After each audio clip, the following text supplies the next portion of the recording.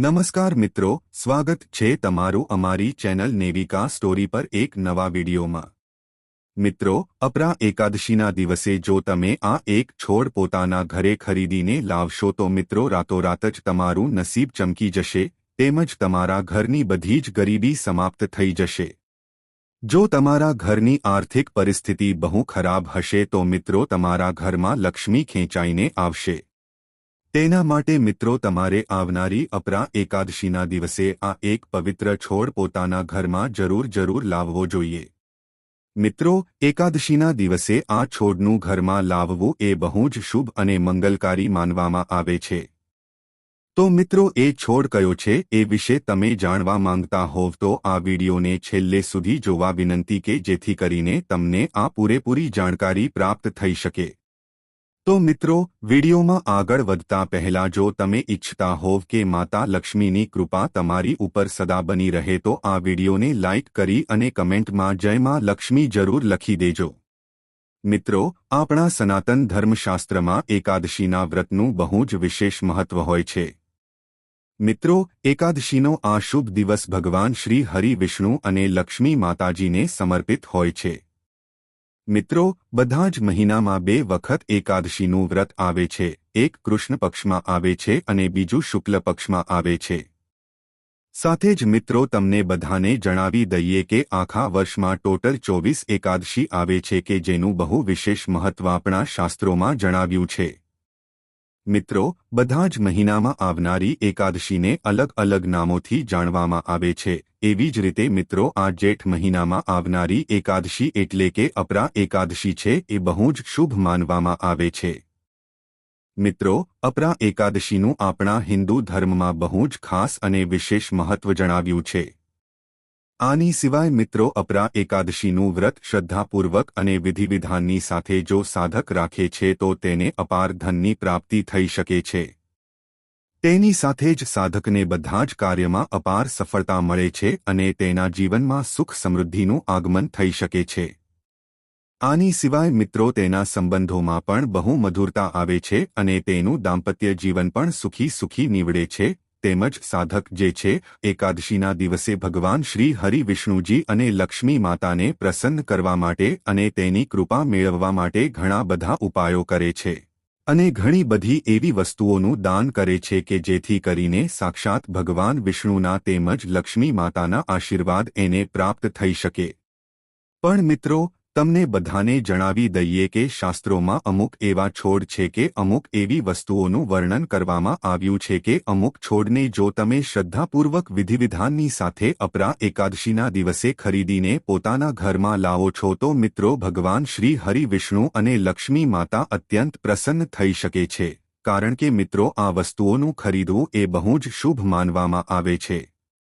આવું કરવાથી મિત્રો તમને જીવનમાં શુભ પરિણામ જોવા મળી શકે છે તેમજ તમારા અન્નધનના ભંડાર ભરાઈ જાય છે તેમજ તમારા જીવનમાં જે કંઈ પણ સમસ્યા હોય એ સમાપ્ત થઈ શકે છે અને ઘરમાં સકારાત્મક ઉર્જાનો સંચાર થાય છે કે જેનાથી તમારા જીવનમાં અને ઘર પરિવારમાં સુખ સમૃદ્ધિ અને શાંતિ બનેલી રહે છે।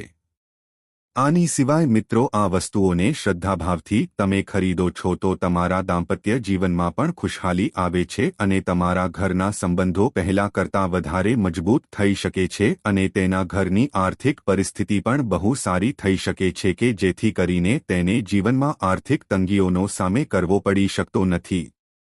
તો આવી રીતે મિત્રો આ વિડીયોના માધ્યમથી અમે તમને બધાને જણાવશું કે આ વર્ષે અપરા એકાદશી ક્યારે મનાવવામાં આવશે તેમજ તેની પૂજા વિધિ કઈ છે।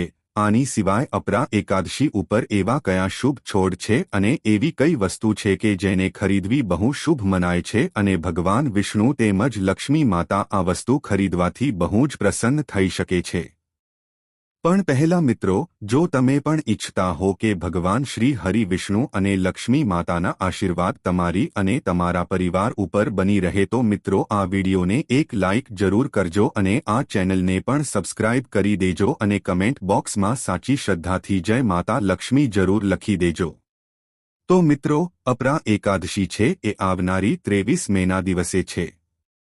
મિત્રો, અપરા એકાદશીના દિવસે સૌપ્રથમ તમારી બ્રહ્મ મુહૂર્તમાં ઉઠીને સ્નાન વગેરે જેવા કાર્યો કરીને સ્વચ્છ વસ્ત્રો પહેરી લેવા જોઈએ. આના પછી મિત્રો ભગવાન શ્રી હરિ વિષ્ણુજીનું સાચા મનથી ધ્યાન કરવું જોઈએ અને ભગવાન સૂર્યદેવને જળ અર્પણ કરવું જોઈએ. પછી તમારે વ્રત કરવાનો સંકલ્પ લેવો જોઈએ. આના પછી અપરા એકાદશીના વ્રતના એક દિવસ પહેલા મિત્રો એક વસ્તુ તમારે ખાસ ધ્યાન રાખવું જોઈએ કે તમારે સાત્વિક ભોજન જ લેવું જોઈએ. આના પછી મિત્રો તમારા પૂજા સ્થળ એટલે કે પોતાના મંદિરને તમારે સાફ કરવું જોઈએ. પછી મંદિરની સામે એક પાટલો મૂકીને એમાં પીળું વસ્ત્ર મૂકીને પછી ભગવાન શ્રી હરિ વિષ્ણુ તેમજ લક્ષ્મી માતાની મૂર્તિ અથવા ફોટાને ત્યાં સ્થાપિત કરવા જોઈએ. પછી સૌપ્રથમ મિત્રો ભગવાન વિષ્ણુ અને લક્ષ્મી માતાનો જળથી અભિષેક કરવો જોઈએ. પછી તેને સ્વચ્છ ફૂલ શ્રદ્ધા ભાવથી અર્પણ કરવા જોઈએ.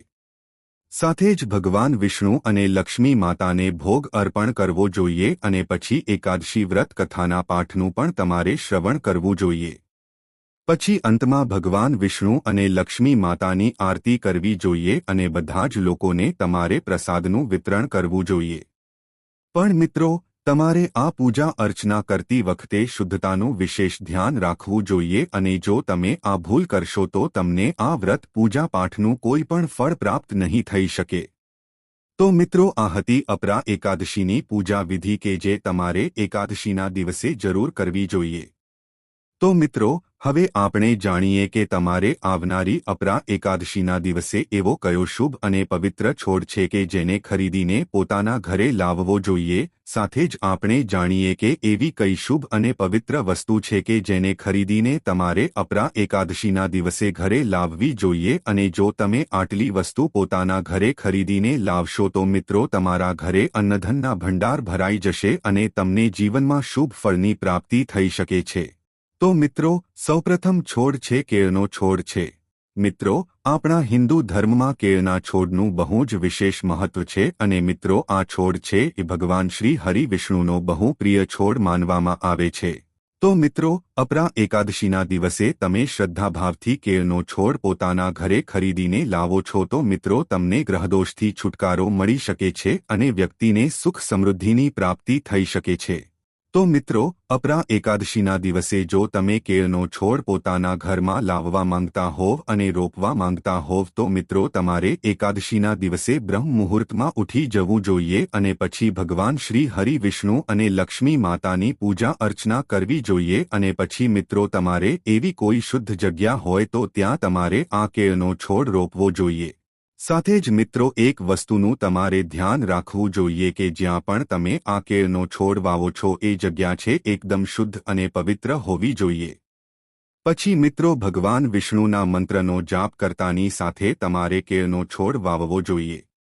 આના પછી મિત્રો હળદર, ચણાની દાળ, ગોળ અને ચોખાથી કેળના છોડની પૂજા અર્ચના કરવી જોઈએ. પછી કેળના છોડમાં તમારે પીળા ફૂલ અર્પણ કરવા જોઈએ. કેળના છોડની પાસે એક દીવો રાખવો જોઈએ અને પછી દૂરથી તમારે આરતી કરવી જોઈએ. આવી રીતે ઉપાય કરવાથી મિત્રો ભગવાન વિષ્ણુ તેમજ લક્ષ્મી માતા અત્યંત પ્રસન્ન થઈ શકે છે કે જેનાથી સાધકને તેના જીવનમાં સુખ સંપત્તિની પ્રાપ્તિ થઈ શકે છે.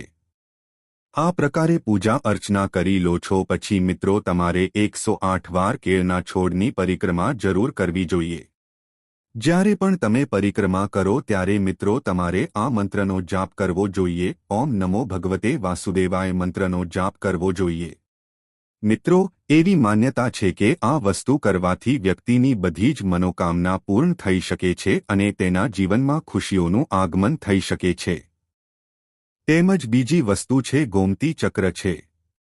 મિત્રો, ગોમતી ચક્રને ભગવાન શ્રી હરિ વિષ્ણુ અને લક્ષ્મી માતાનું પ્રતીક માનવામાં આવે છે. સાથે જ આ એક પ્રાકૃતિક વસ્તુ છે કે જે ગોમતી નદીમાં જ પ્રાપ્ત થઈ શકે છે અને મિત્રો આ વસ્તુનો સંબંધ છે ધન અને ઐશ્વર્યની સાથે જોડવામાં આવે છે. આવી રીતે અપરા એકાદશીના પવિત્ર દિવસ ઉપર તમે ગોમતી ચક્ર ખરીદીને પોતાના ઘરે લાવો છો તો વ્યક્તિની આર્થિક સમસ્યા નબળી હોય તો એ પણ સુધરી શકે છે. આવી રીતે ગોમતી ચક્રને પોતાના ઘરે લાવીને અપરા એકાદશીના દિવસે પોતાના ઘરના મંદિરમાં સ્થાપિત કરો છો તો મિત્રો ધનની વૃદ્ધિ થઈ શકે છે અને તમારા ઘરમાં સકારાત્મક ઉર્જાનો સંચાર થઈ શકે છે કે જેનાથી તમારા જીવનમાં સુખ શાંતિ અને સમૃદ્ધિ બનેલી રહે છે। સાથે જ શાસ્ત્રોમાં એવું કહેવામાં આવે છે કે ગોમતી ચક્ર જ્યાં હોય છે ત્યાં દરિદ્રતા ટકી શકતી નથી અને એ ઘરમાં લક્ષ્મી માતાનો વાસ હંમેશા માટે રહે છે। આની સિવાય મિત્રો ગોમતી ચક્રને પીળા વસ્ત્રમાં બાંધીને ઘરની ઉત્તર દિશામાં જો તમે રાખો છો તો તમારા ઘરમાંથી વાસ્તુદોષ પણ સમાપ્ત થઈ શકે છે અને તમારા જીવનમાં ખુશીઓનું વાતાવરણ બનેલું રહે છે અને તમારા કોઈપણ કાર્ય છે કે જે પૂરા ન થતા હોય તો એ પણ પૂર્ણ થઈ શકે છે। તેમજ મિત્રો ત્રીજી વસ્તુ છે એ ધૂપ દીવો અને કપૂર છે। તો મિત્રો અપરા એકાદશીના દિવસે પૂજાની સામગ્રી જેવી કે ધૂપ દીપ એટલે કે દીવો અને કપૂર જો તમે ખરીદો છો તો મિત્રો આ વસ્તુ બહુ જ શુભ માનવામાં આવે છે અને તમે મંદિરમાં ધૂપ પ્રગટાવો છો તો આનાથી ઘરનું વાતાવરણ શુદ્ધ થઈ શકે છે અને તમારા ઘરમાંથી નકારાત્મક ઉર્જા હોય છે એ પણ દૂર થઈ શકે છે। આના પછી મિત્રો દીવાને જ્યોતનું પ્રતીક માનવામાં આવે છે અને આ વસ્તુ છે અંધકાર અને અજ્ઞાનને દૂર કરીને પ્રકાશ લાવે છે। અને અપરા એકાદશી ઉપર જો તમે કપૂર સળગાવીને આરતી કરો છો તો વાતાવરણમાં શુદ્ધતા ફેલાય છે અને માનસિક શાંતિની પ્રાપ્તિ તમને થઈ શકે છે। તેની સાથે જ શાસ્ત્રો અનુસાર ભગવાન વિષ્ણુની પૂજા અર્ચના આ બધી જ વસ્તુ વિના અધૂરી માનવામાં આવે છે કે જેનાથી સાધકને પૂર્ણ ફળ અને પ્રાપ્તિ થઈ શકતી નથી કે જેથી કરીને તેના જીવનમાં પણ તેને અશુભ પરિણામ જોવા મળી શકે છે અને સાધકને માનસિક તણાવ સ્વાસ્થ્ય સંબંધિત અને આર્થિક તંગી જેવી સમસ્યાઓનો સામનો કરવો પડી શકે છે। તો મિત્રો ચોથી વસ્તુ છે એ વાંસનો છોડ છે। મિત્રો વાંસનો છોડ છે એને આપણા હિન્દુ ધર્મશાસ્ત્રમાં સુખ સમૃદ્ધિ દીર્ઘાયુ અને સૌભાગ્યનું પ્રતીક માનવામાં આવે છે। તેની સાથે જ મિત્રો આ છોડને વાસ્તુનાશક છોડ તરીકે પણ ઓળખવામાં આવે છે। આવી રીતે મિત્રો અપરા એકાદશીના શુભ અવસર ઉપર જો તમે વાંસનો છોડ ખરીદીને પોતાના ઘરે લાવીને વાવો છો તો મિત્રો તમને શુભ અને ઉત્તમ ફળની પ્રાપ્તિ થઈ શકે છે અને આવું કરવાથી ઘરમાં શાંતિ બનેલી રહે છે। આની સિવાય મિત્રો ધાર્મિક માન્યતા એવી છે કે વાંસનો છોડ છે એ ઘરમાં સકારાત્મક ઉર્જાનો સંચાર કરી શકે છે અને લક્ષ્મી માતાના સ્થાયી વાસને આકર્ષિત કરી શકે છે। તેની સાથે જ મિત્રો આ વાંસનો છોડ છે બહુ જલ્દીથી વધી શકે છે કે જેથી કરીને વાંસના છોડને વૃદ્ધિ અને ઉન્નતિનું પ્રતીક માનવામાં આવે છે। મિત્રો વિશેષ કરીને નોકરી વ્યાપાર અને તમને શિક્ષામાં સફળતા અપાવે છે આથી આ છોડ બહુ જ શુભ માનવામાં આવે છે। તેમજ મિત્રો વાંસના છોડને તમે પાણીમાં રાખીને કાચની બોટલમાં અથવા કાચની તપેલીમાં રાખો છો અને પછી તમે એમાં લાલ દોરો બાંધી દો છો તો મિત્રો આ વસ્તુનું ફળ તમને બહુ ઉત્તમ પ્રાપ્ત થઈ શકે છે કે જેનાથી સાધકને અક્ષય પુણ્યની પ્રાપ્તિ થઈ શકે છે અને તેનું ભાગ્ય પણ બહુ મજબૂત બની શકે છે કે જેનાથી તેના જીવનમાં તેને બધા જ કાર્યમાં સફળતાના માર્ગ ખુલવા લાગે છે। મિત્રો પાંચમો છોડ છે ખીજડાનો છોડ છે। મિત્રો અપરા એકાદશીના દિવસે જો તમે આ ખીજડાનો છોડ ખરીદીને વાવો છો તો મિત્રો આ વસ્તુ બહુ જ શુભ માનવામાં આવે છે। મિત્રો ધાર્મિક દ્રષ્ટિએ ખીજડાના છોડને ભગવાન શનિદેવ તેમજ ભગવાન વિષ્ણુનો પ્રિય છોડ માનવામાં આવે છે। આની સિવાય મિત્રો આ ખીજડાના વૃક્ષને પાપનાશક તેમજ દોષનાશક છોડ તરીકે પણ ઓળખવામાં આવે છે। તેની સાથે જ મિત્રો મહાભારતમાં અર્જુને યુદ્ધ પહેલા પોતાના શસ્ત્રો ખીજડાના વૃક્ષની નીચે છુપાવ્યા હતા અને વિજય પ્રાપ્ત કર્યો હતો આથી મિત્રો ખીજડાના વૃક્ષને વિજય વૃક્ષ તરીકે પણ ઓળખવામાં આવે છે। તો મિત્રો આવી રીતે તમે અપરા એકાદશીના દિવસે ખીજડાનો છોડ ખરીદો છો તો મિત્રો આ વસ્તુ શત્રુ બાધાઓથી તમારી રક્ષા કરી શકે છે અને તમારા જીવનમાં સફળતા લાવી શકે છે। આની સિવાય મિત્રો તમે આ ખીજડાના વૃક્ષને પોતાના ઘરની બહાર દક્ષિણ પશ્ચિમ દિશામાં વાવો છો તો મિત્રો આ વસ્તુ અત્યંત શુભ માનવામાં આવે છે। તેમજ મિત્રો ભગવાન શનિની કૃપા મેળવવા માટે અને મિત્રો બધા જ શનિના દોષોથી જો તમે મુક્તિ મેળવવા માંગો છો તો મિત્રો તમારે ખીજડાના વૃક્ષની પૂજા અર્ચના અવશ્ય કરવી જોઈએ। આ વસ્તુ વિશેષ ફળદાયી મનાય છે। આવી રીતે મિત્રો અપરા એકાદશીના દિવસે જો તમે શ્રદ્ધાપૂર્વક અને સાચા મનથી ખીજડાનો છોડ પોતાના ઘરે ખરીદીને લાવો છો તો તમારા જીવનમાં તમને શુભ પરિણામ જોવા મળી શકે છે અને તમારું નસીબ પણ તમારો સાથ આપવા લાગે છે અને તમારે પોતાના જીવનમાં કઠિન સમસ્યાનો સામનો કરવો પડતો નથી. તેમજ મિત્રો છઠ્ઠી વસ્તુ છે એ પીળા વસ્ત્રો છે. મિત્રો ભગવાન વિષ્ણુને પીતાંબરી એટલે કે પીળા વસ્ત્રધારી કહેવામાં આવે છે અને સાથે જ મિત્રો અપરા એકાદશીના દિવસે જો તમે પીળા વસ્ત્રો ખરીદીને પહેરો છો તો મિત્રો આ વસ્તુ બહુ જ શુભ માનવામાં આવે છે. કારણ કે મિત્રો પીળો રંગ છે એ શુદ્ધતા, આધ્યાત્મિકતા અને આનંદનું પ્રતીક માનવામાં આવે છે.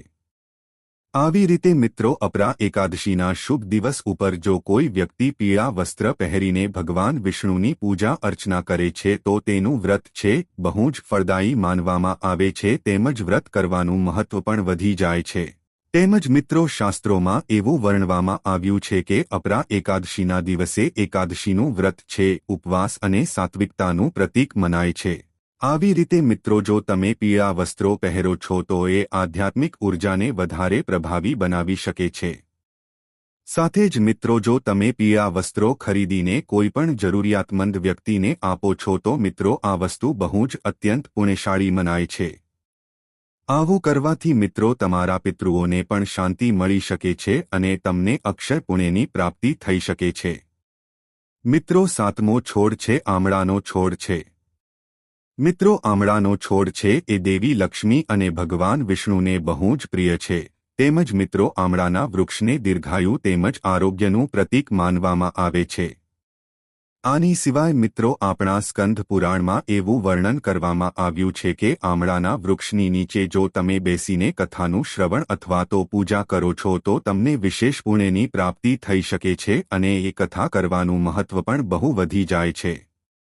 આવી રીતે મિત્રો અપરા એકાદશીના દિવસે આમળાનો છોડ તમે ખરીદીને પોતાના ઘરમાં વાવો છો તો મિત્રો તમારા જીવનમાંથી દરિદ્રતા દૂર થઈ શકે છે.